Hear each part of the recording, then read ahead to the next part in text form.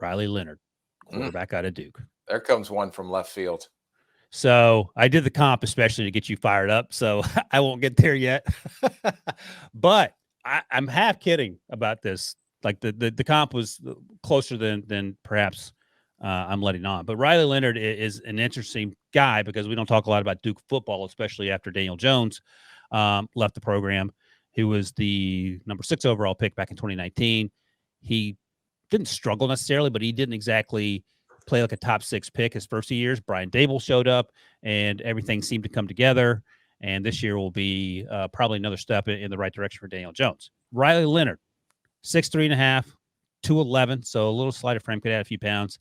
He's an unofficial 4.52 guy. You see that athleticism on tape. I think he's actually probably more athletic than Drake May, and not as athletic as Caleb Williams.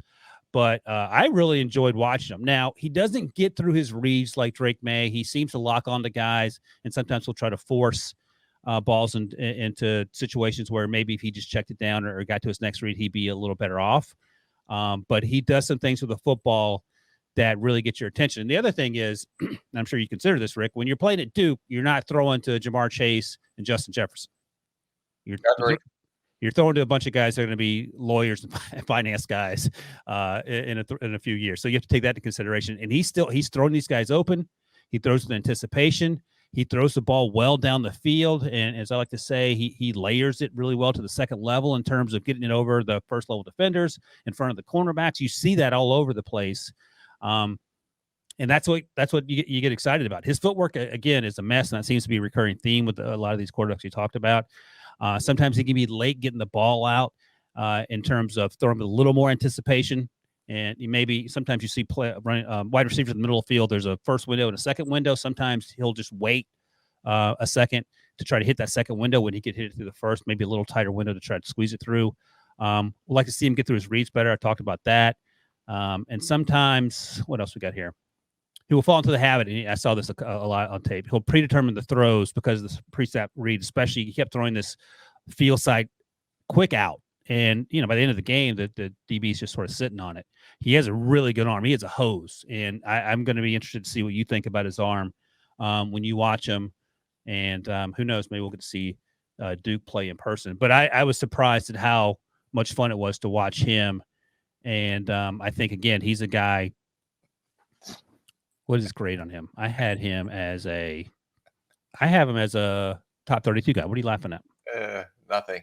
Before we waste CBS money to go watch him play, let me watch him first, and then I'll let you know if it's worth it or not going Well, no, we're going to go to the UNC Duke game, so we can kill two birds with one stone, Rick. That's how it works. I was sad to see that Syracuse isn't hosting Duke this year. They're not even playing Duke, because I wanted to see him, and they're playing at UNC, so I can't drive down the street to watch either of those guys. But so Rick, we'll get your professional eyes on Riley Leonard. You're going to love him.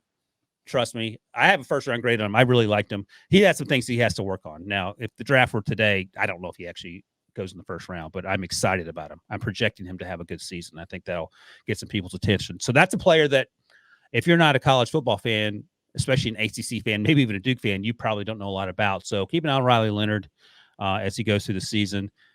Again, we saw this with Daniel Jones. Let me ask you, when he was coming out, he had no one the players around him weren't the same players that a lot of the other quarterbacks had the benefit of playing with.